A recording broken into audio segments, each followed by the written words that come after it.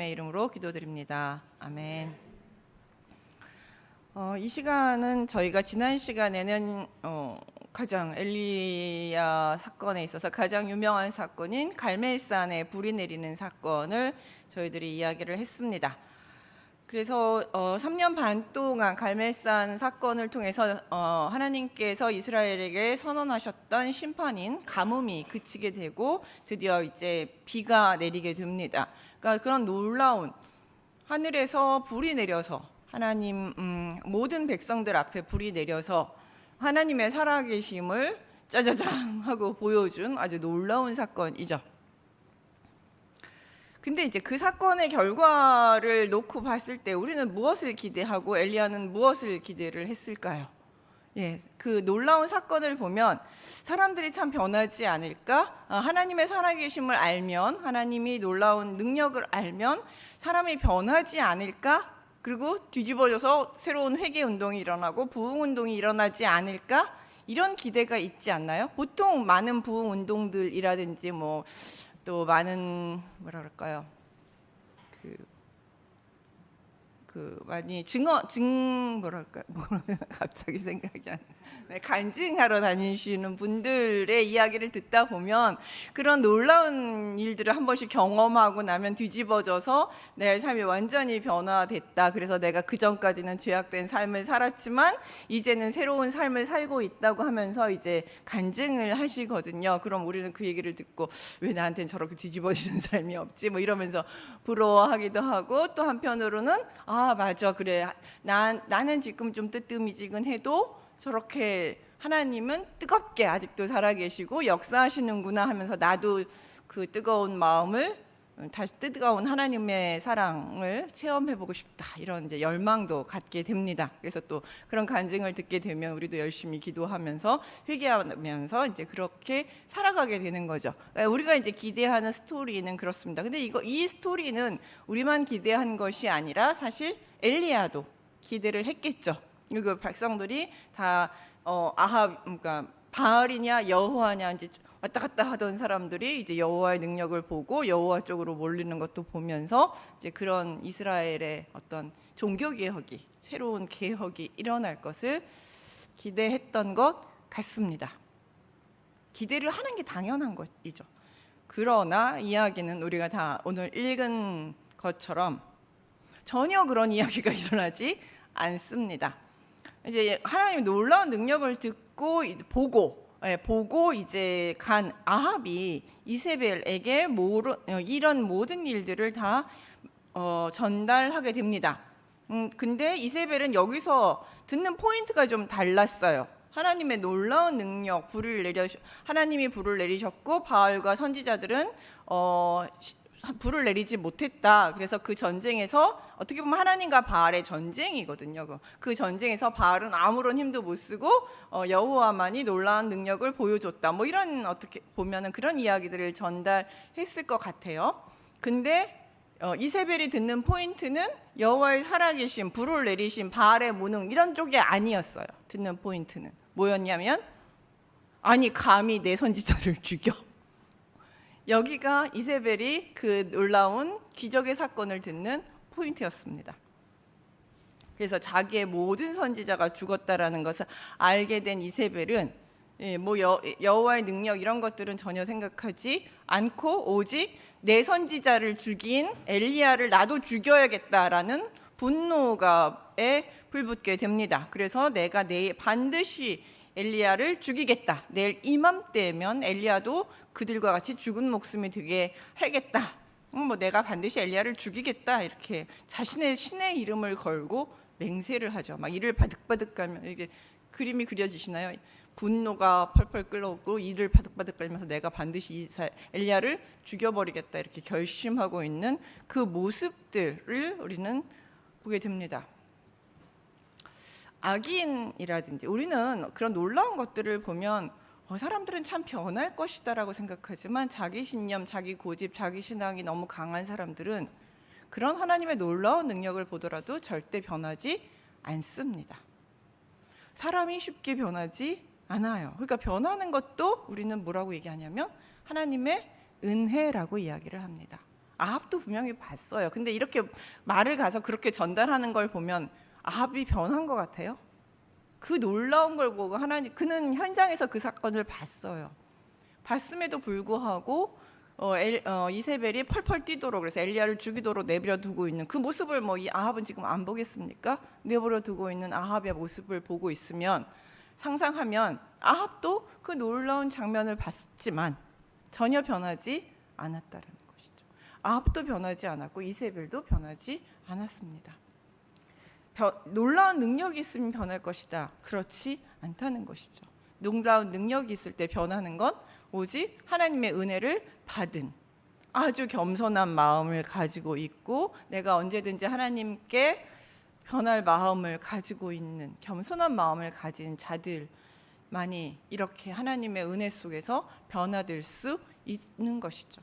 그러니까 사도 바울이 변한 건 사도 바울의 능력이 아니라 누구의 은혜예요? 전적으로 하나님의 은혜입니다.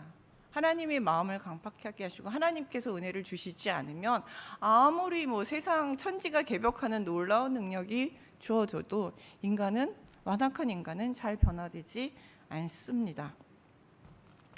그래가지고 그랬죠. 그러니까 엘리야는 내심 기대를 하면서 아합이 이세벨을 설득하고, 그래서 이제 바알이라든지 이런 것들 다 없애고 이제 이런 거를 기대했는데, 그날 밤 엘리야가 들은 이야기는 뭡니까? 이세벨이 너를 죽이려고 한다. 그러니 도망가라. 상황을 전달받았겠죠. 왕국에 있었던 일을 누군가가 이제 엘리야에게, 야, 너 목숨이 위태위태하다. 이세벨 왕비가 너를 죽이려고 하니 너는 도망가는 게 좋을 것 같다. 이런 이제 조언을 듣게 됩니다. 그러니까 이 형편을 보고 일어나 자기 생명을 위하여 결국 엘리야는 도망가게 됩니다. 또 도망가요. 지난번에도 도망갔죠. 비 안 올 것이다 라고 얘기를 쫙 해놓고서는 어떻게 됐어요? 또 도망갔죠. 이번에는 더 큰 놀라운 기적을 베풀어 놓고 하나님 능력을 보여놓고 엘리야가 할 수 있는 일은 또 도망가는 겁니다. 여러분이 아마 엘리야의 심정이었다면, 그래서 어디로 도망가느냐 하면 유다 땅으로 도망가요. 브엘세바는 유다 땅에서도 가장 끝이에요. 그러니까는 우리가 온 이스라엘을 얘기할 때 북쪽에 있는 단부터 브엘세바까지라고 얘기를 하거든요. 그러니까 브엘세바가 이스라엘 땅 남쪽 경계 도시거든요. 브엘세바까지 도망을 갑니다. 그러니까는 절대 이세벨이나 아합의 손이 닿지 않은 곳으로 도망을 갔지만, 거기서도 안심이 되지 않고 내가 여기서 살아봤자 뭐하냐, 비참하다는 생각도 들고, 그래서 사안은 거기다 두고 자기는 거기서 조금 더 가는 이제 광야로 들어갑니다. 그 광야가 바로 그 이스라엘이 40년 동안 헤맸던 그 광야로 이제 들어가게 됩니다. 그 광야로 들어간 이유는 뭐예요? 죽기 위해서요. 너무 절망스러워요. 내가 이런 놀라운 일을 보여줬음에도 불구하고 변하지 않는 이스라엘, 변하지 않는 이세벨, 또한 변하지 않는 이스라엘 백성들, 그 다음에 또 하나, 이 상황을 그대로 내버려 두시는 하나님.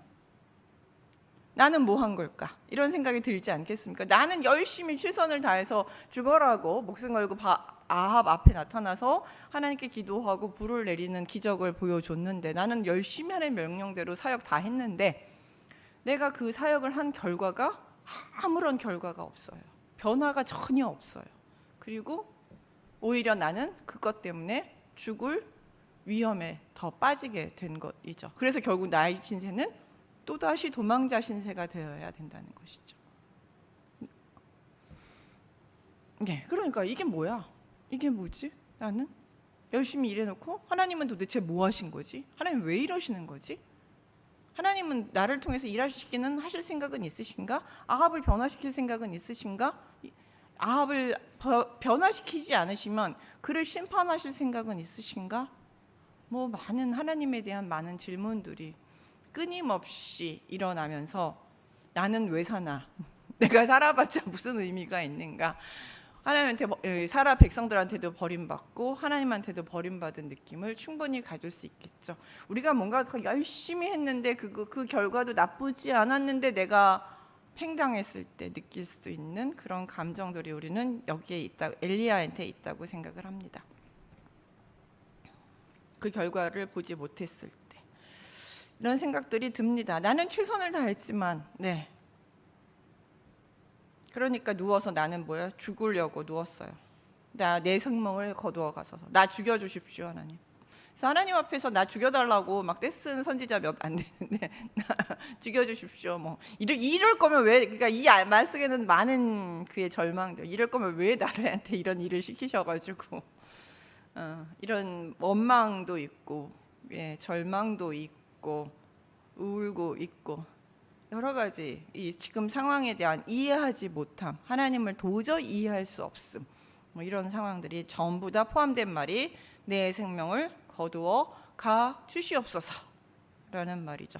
그리고 나서 이제 로뎀 나무 아래서 그냥 죽으려고 누웠습니다. 그 광야잖아요. 로뎀 나무가 뭐 이렇게 풀이 많지도 않아요. 네, 가시에서 조금 더 있는 풀 정도이기 때문에 그렇게 풀이 풍성하지도 않은 그런 나무 아래서 이제 해 뜨고 해가 쨍쨍되면 이제 뭐 탈진으로 죽든 뭐 여러 가지 방법으로 굶어 죽든 죽을 수밖에 없는 상황에 빠지게 되면 자기가 이제 죽으려고 작정을 합니다. 그런데 이때 하나님의 천사가 그를 어루만지면서 그에게 이르되 일어나서 먹으라라고 이야기를 합니다. 하나님이 어떤 특별한 위로를 해주시긴다기보다는 갑자기 그 절망해서 누워서 자고 있는 그를 깨워서 이렇게 머리 쓰다듬으면서 야 일어나 밥 먹어 하신다는 거죠. 하나님이 천사를 통해서 음식을 주시면서 엘리야야 일어나 밥 먹을 때야 라고 말씀하신다는 거죠. 그렇게 본즉 머리 밑에 숯불에 구운 떡과 한 병의 물이 있더라. 그러니까 엘리야가 그걸 또 먹습니다. 죽겠다고 누웠지만 또 하나님이 야 일어나 밥 먹어라고 하시니까 또 엘리야가 그 말에 작은 위로를 받고, 아주 밥 먹으라는 그 말에 작은 위로를 받고 또 밥을 먹어요. 밥을 먹고 하나님이 나 죽지 말라고 하시나 보다 이런 생각을 하면서 밥을 먹습니다. 그리고 나서 여호와의 천사가 또 와서 어루만지며 이르되 일어나 먹으라. 또 먹고 누웠어요.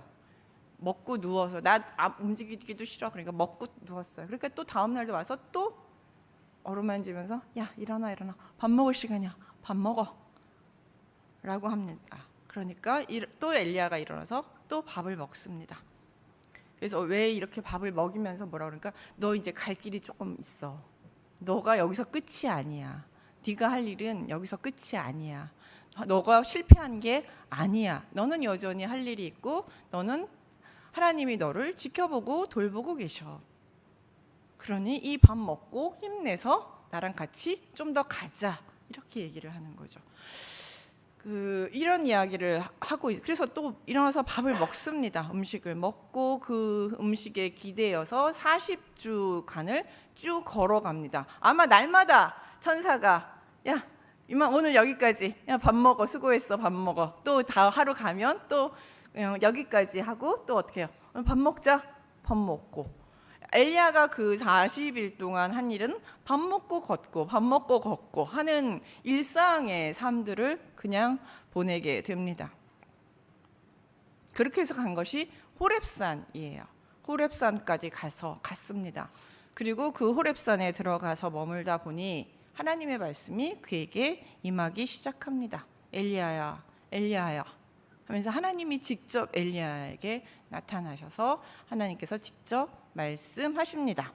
내가 여기 어찌하여 여기 있느냐? 그가 대답하되, 하나님 이제 직접 찾아오셔서 하나님께서는 그냥 엘리야에게 야 너 뭐 이거 해라고 명령하실 수도 있어요. 사실은 명령하실 수도 있어요. 근데 하나님께서 뭐라고 하시냐면 엘리야야 네가 지금 여기 왜 있느냐, 어찌하여 이러고 있느냐라고 질문하십니다. 몰라서 질문하시는 건 아니겠죠. 다 아셔요. 왜 이러고 있는지 지금 다 알고 계셔요. 그렇지만 질문하십니다. 그러니까 뭐라고 대답하냐면 내가 만군의 하나님 여호와께 열심히 아주 유별하였으니, 옛날에는 막 열심히 특심이었으니 이렇게 번역했는데 이제 번역이 바뀌어서 유별하였다. 나는 다른 사람보다 정말 뛰어난 열심, 내가 생각해도 그 당시 사람들에 비해서는 내가 하나님을 위한 헌신이 얼마나 뛰어난지 당신도 아시지 않습니까? 그래서 내가 그 기간 그 무서운 아합에게도 갔고 목숨을 내놓고 하나님 말씀도 전하고 하나님의 능력도 이렇게 보여주고 이렇게 하면서 내가 살지 않았습니까? 이는 이스라엘의 자손이 자손이 주의 언약을 버리고 주의 제단을 헐며 칼로 주의 선지자들을 죽였으며 오직 나만 남았거늘 그들이 내 생명을 찾아 빼앗으려 하나이다 라고 이야기합니다. 제가 얼마나 열심이었는지 하나님은 아시지 않습니까? 그리고 내가 여태까지 이스라엘 백성들이 주의 언약을 버리고 하나님 말씀대로 살지 않고 지금 우상을 섬기고 있고 이방신을 따라 살고 있고 율법을 버리고 어기면서 살고 있고 다른 선지자들은 지금 막 다 죽이지 않았습니까? 그래서 지금 그 가운데서 나만 남았고 그러나 이런 상황 속에서도 나는 하나님을 위해 최선을 다하면서 살지 않았습니까? 이런 내 마음 알지 않나요? 내가 얼마나 열심히 살았는지 알지 않나요? 지금 내가 얼마나 고독하고 위험한 상황인지 하나님 아시지 않나요? 예, 그렇게 살았는데 이제 나도 죽이려고 저러니 내가 어떻게 살고 싶겠습니까? 나 정말 살기 싫어요. 하나님 왜 나한테 이러세요? 하나님, 내가 뭘 잘못했다고? 내가 열심히 살은 죄밖에 없는데 난 하나님을 위한 죄밖에 없는데 내가 왜 이렇게 살아야 됩니까? 하나님 도대체 뭐 하고 계세요? 이게 뭡니까? 이 말 속에 뭐예요? 엘리야가 그동안 속에 담아두었던 불평, 불만, 절망, 분노, 아픔, 괴로움, 하나님에 대한 기대 이런 걸 기대하잖아요. 하나님의 기대. 근데 기대가 무너진 것. 그럼에도 불구하고 여전히 희망, 하나 버리지 못하는 희망, 미련, 뭐 여러 가지 우리 인간들이 가지고 있는 여러 가지 감정들이 이 말 속에 녹아 있습니다. 아마 이때 말했을 때는 아마 막 씩씩거리면서 말했어요. 어떻게 나한테 이럴 수가 있어요? 내가 열심히 특심이었는데 어떻게 막 이러면서 막 하나님께 막 열심히 큰 소리로 얘기. 제가 이 뭐죠? 우는 게 아니라요. 그 뭐지? 그 선크림을 바르며 자꾸 이렇게 눈에 자극이 되면 이렇게 자꾸 눈물이 나는 일이 생기더라고요. 이해를 해주시길 바랍니다. 좀 불편하시겠지만 보실 때. 그렇게 이제 이야기를 분노에 차서 원망을 하면서 하나님 이러실 수가 있습니까? 이렇게 분노를 한 것이죠. 근데 하나님께서 그 얘기를 그냥 가만히 듣고 계십니다. 이거 하나님께서 왜 이런 마음을 몰라서 질문하신 게 아니에요. 엘리야가 그 말을 쏟아내도록 하나님께서 질문하신 겁니다. 그래서 들어주신 겁니다. 그 말을 할 수 있도록. 그래서 그 마음 속에 있는 울분을 쏟아내도록.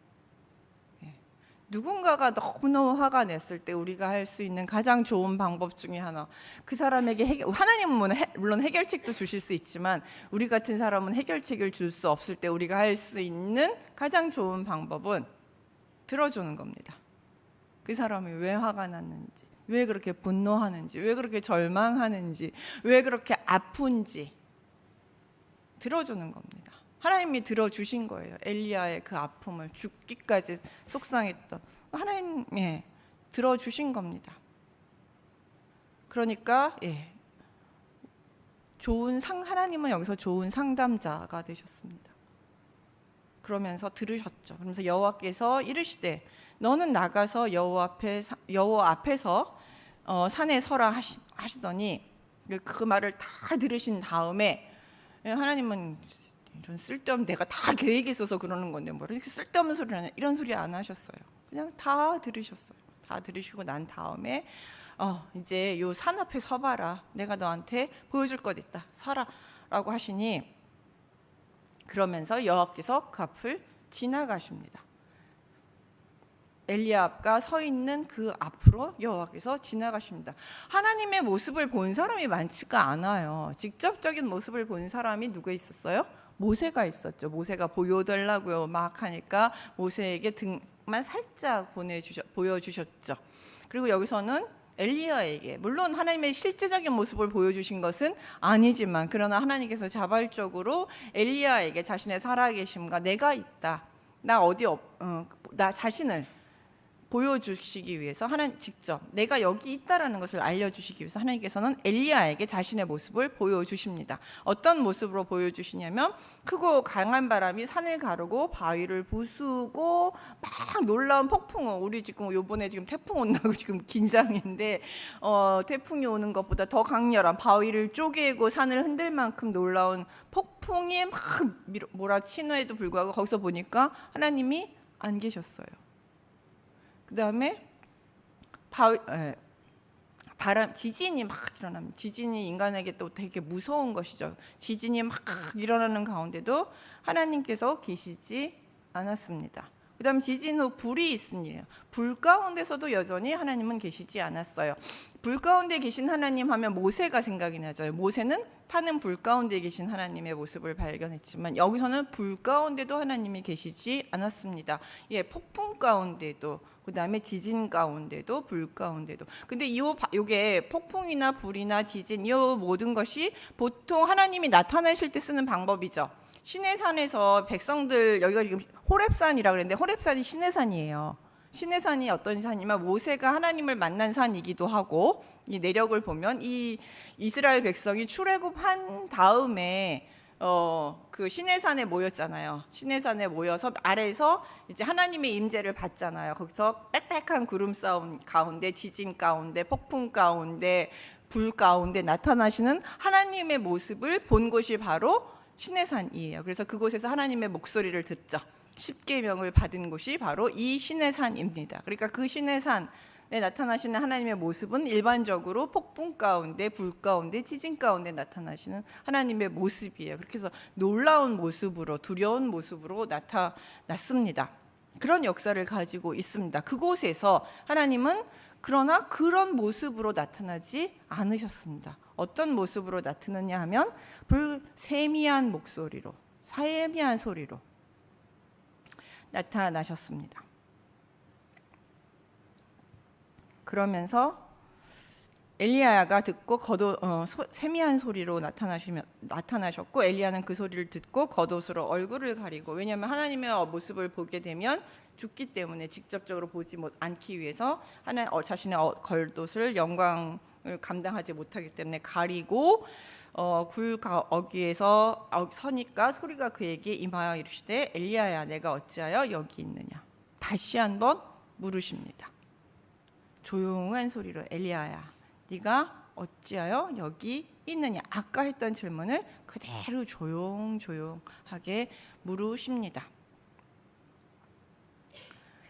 다시 한번 그래 네가 물으시니까 엘리야가 대답하여 이르되 내가 만군의 여호와께 열심히 유별하오니 이는 이스라엘 자손이 주의 언약을 버리고 주의 제단을 헐며 칼로 주의 선지자들을 죽였사오며 오직 나만 남았거늘 그들이 내 생명을 찾아 빼앗으려 하나이다 라고 대답합니다. 근데 톤이 같을까요? 똑같은 질문을 시작하고 똑같이 대답했어요. 하나님이 똑같이 질문하고 똑같이 대답하고 그다음에 똑같이 또다시 질문하고 또 대답했어요. 근데 똑같았을까요?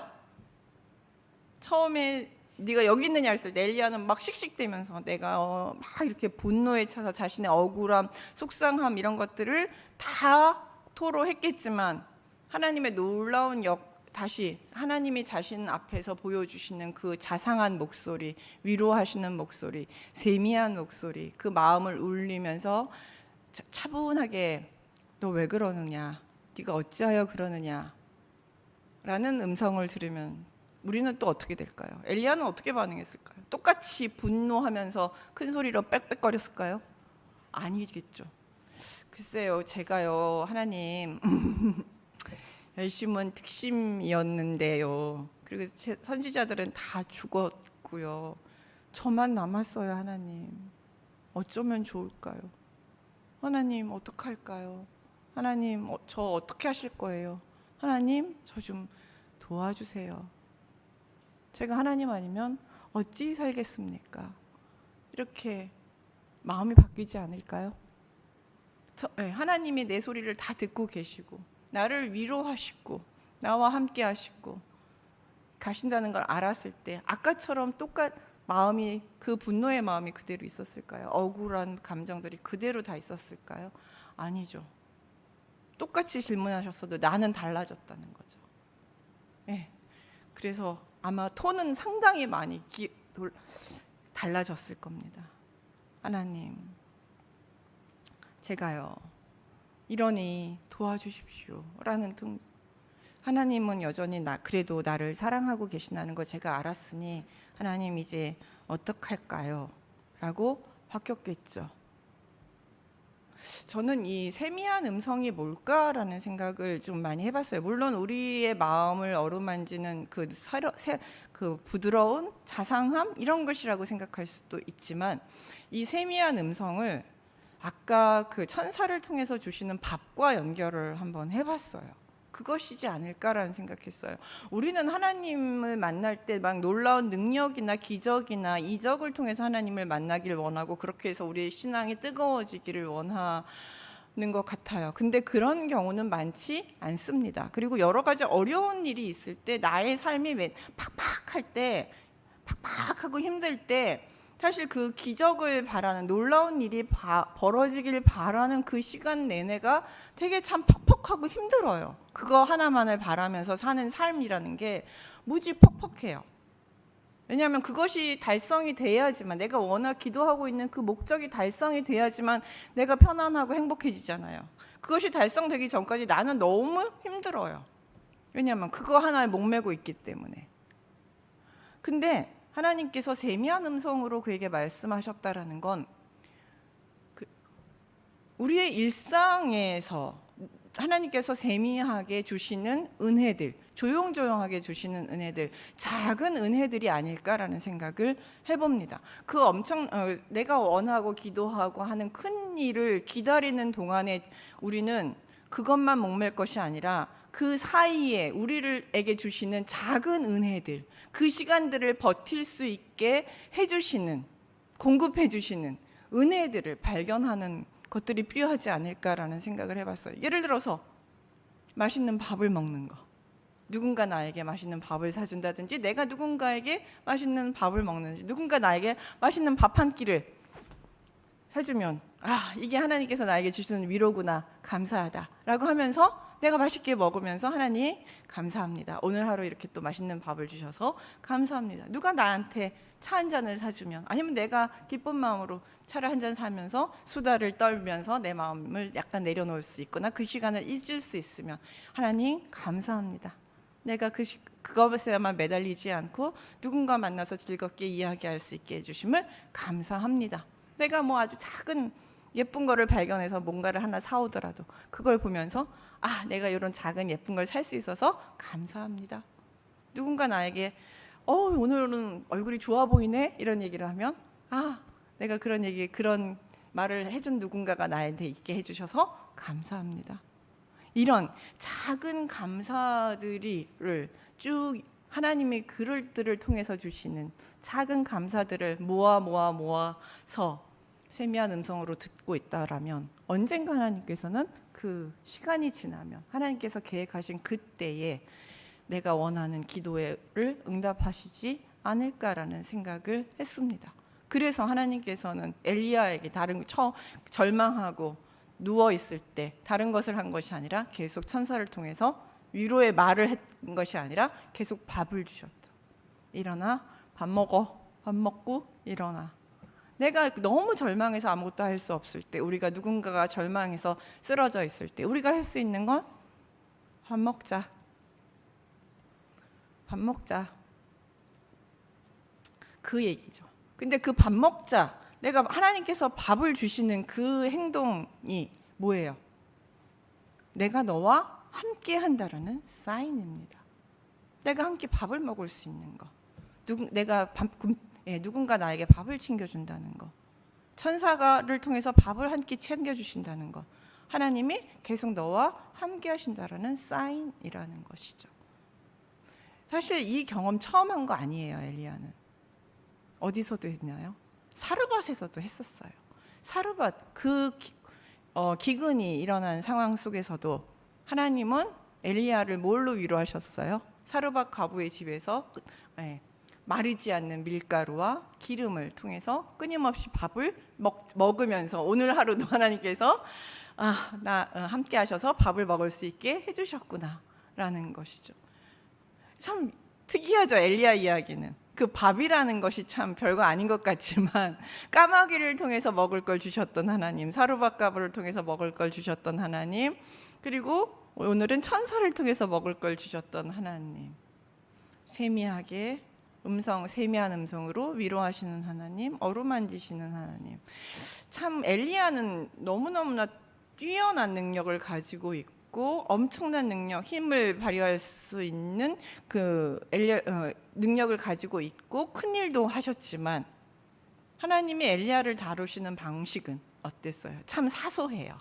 참 사소하고 그 사소함을 통해서, 일상을 통해서 하나님은 내가 너와 함께한다는 사실들을 끊임없이 알려주셨다는 것이죠. 그리고 그 끊임없이 내가 너와 밥을 통해서 끊임없이 내가 너와 함께한다는 것을 알려준 그 힘이 바로 엘리야가 그 놀라운 위대한 일들을 할 수 있었던 밑바닥의 저력이자 힘이 된다는 것이죠.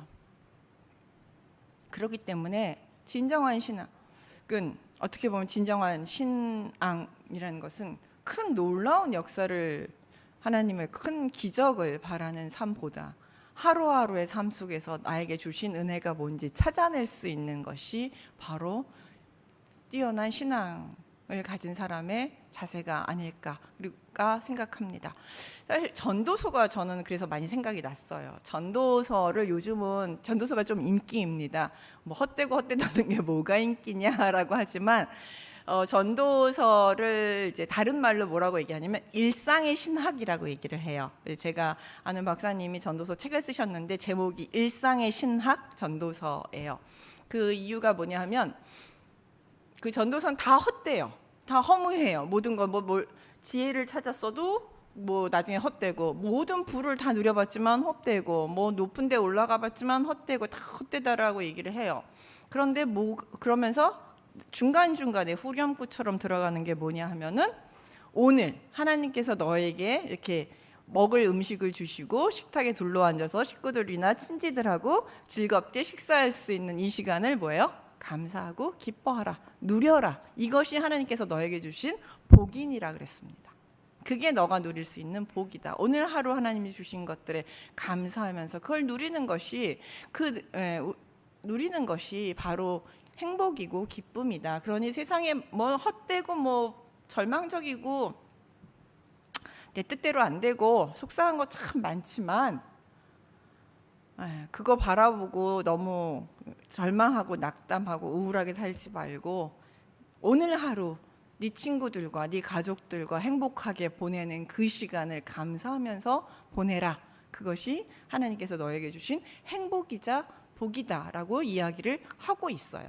그리고 후렴처럼 중간중간 그 얘기가 반복적으로 나타나고 있습니다. 그러니까 여러분들은 전도서하면 헛되다에 함몰돼서 그 부분들을 못 읽지만 사실은 전도서의 핵심이 뭐냐고 하면 이 헛되다라는 것이 핵심이 아니라 그 헛됨 속에서 발견되는 하루하루의 일상의 행복들, 그 기쁨들, 그것들을 충분히 누리면서 살아라 라고 하는 것이 전도서의 주제라고 할 수 있습니다. 요즘은 이제 이렇게 이야기를 합니다. 그게 바로 하나님의 세미한 음성이고 엘리야에게 하루하루 천사를 통해서 까마귀를 통해서 그 다음에 사르밧가브를 통해서 주셨던 하루하루의 식량들, 식사라는 것이죠. 그렇기 때문에 너무 큰 일들에 함몰되어서 속상해하지 마시고 큰 일을 바라보면서 그것이 안 돼서 안 되는 것 때문에 애면굴면하면서 늘 속 끓이는 삶을 살지 않으셨으면 좋겠어요. 왜냐하면 될 일은 언제 됩니다. 왜냐 하나님의 때가 있거든요. 그래서 이 사건이 있고 나서 뭐라고 여호와께서 이제 그에게 사명을 주세요. 뭘 하냐면 세 가지 사명을 주시는데 하나는 하사엘 아람 왕 아람 사람 하사엘에게 기름을 부어서 다음 왕으로 아람 왕이 되게 준비를 하고, 또 하나는 이제 예후라는 사람한테 기름을 부어줘라. 그는 다음 이스라엘 왕이 될 것이다라고 이야기를 하고 있고, 그 다음에 엘리사를 엘리사한테 가서 기름을 부어서 너 다음에 선지자로 삼으라라고 하나님께서 명령을 주십니다. 이 이야기는 뭐냐면 이 과업, 이 하사엘과 예후는 누구냐면요. 나중에 훗날 이 아합 왕조를 완전히 심판해서 무너뜨리는 사람들입니다. 무너뜨리는 사람들이고 엘리사는 엘리야의 후임이에요. 그러니까 지금 그렇게 네가 막 속을 끓인다고 해서 이 일이 지금 되지 않는다. 이 일은 내가 언제 하나님의 시간에 되게 하실 것이다 라는 약속의 말씀으로 하사엘과 예후에게 기름을 부으라고 말씀하신 것이죠. 그리고 실제로 이 하사엘과 예후에게 기름을 부은 사람은 엘리사예요. 엘리야가 직접 기름 붓지는 않습니다. 엘리야에게 더 중요한 건 누구냐면 엘리사예요. 그래서 그 다음 장면이 보면 엘리야가 엘리사를 부르러 가는 장면이 나오는데 그게 왜 중요하냐면 엘리야가 엘리사를 부르는 것이 왜 중요하냐면 지금 너의 때에 이 일이 이루어지지 않고 이 결말을 네가 보지 못할지라도 하나님은 누구를 통해서 너 다음 사람을 위해서 하나님의 계획은 반드시 이룰 것이다. 그러니 네 때 안 된다고 지금 안 된다고 너무 속상해하고 애명불명하지 말아라. 하나님의 때가 되면 하나님이 반드시 그 일들을 이루실 것이다. 하나님의 정의를 이루실 것이고 하나님의 사랑을 이루실 것이고 하나님께서 악한 자들은 심판하실 것이고 하나님의 백성들은 구원하실 것이다. 그 때가 있다. 나는 그런 것들을 알려주기 위해서 하사엘과 예후에게 기름 붓는 거를 명하시고 이 일이 계속 진행될 것이 네가 죽더라도 그 다음 사람들을 통해서라도 하나님은 그 일들을 계속 선하시는 일을 해나가실 것이라는 것을 알려주기 위해서 엘리사에게 기름 부으라고 말씀하십니다. 그러니까 그 말을 들으면서 엘리야가 깨달았겠죠. 이게 내가 이렇게 성내고 화내서 될 일이 아니고 나는 뭐예요? 하나님의 일을 하는 몸입니다. 하나님의 계획을 이뤄나가는 한 사람의 종일 뿐인 거죠. 내가 그 일을 성취해야 되는 게 아니라 나는 하나님의 계획 속에서 하나님께서 하시라는 일들을 해나가는 한 명의 종일 뿐이라는 것이 그 삶이 고달플 수도 있고 명예롭지 않을 수도 있고 맨날 도망다녀야 되는 삶일 수도 있지만 피곤한 삶이고 힘든 삶이지만 그럼에도 불구하고 날마다 하나님이 나와 함께 하시니 그거에 만족하고 내가 하나님의 계획을 이루어 나가는 한 사람의 여러 사람 중에 한 사람이라는 것에 감사하면서 그는 하루하루 그의 선지자직을 사명을 감당해 나가면 된다는 것들을 깨달을 수 있었겠죠. 이것이 하나님께서 엘리야에게 그 날마다 음식을 주시면서 돌봐주시면서 세미한 음성으로 말씀하신 은혜가 아닌가 생각합니다. 그래서 저는 엘리야를 얘기하면 우리가 불의 선지자, 엘리야가 또 불과 연결이 돼서 불의 선지자의 이미지가 되게 강합니다. 나중에 보면은 자기를 만나러 온 군대들을 50명을 막 불 내려 죽이는 장면도 나타나. 그 불의 장면만 생각하지만 그 불 속에서 하나님은 이 엘리야에게 알려주신 건 일상, 세미함, 한 끼의 밥의 소중함, 그걸 통한 하나님의 은혜를 우리에게 알려주시고자 하지 않았을까 생각합니다. 기도하겠습니다.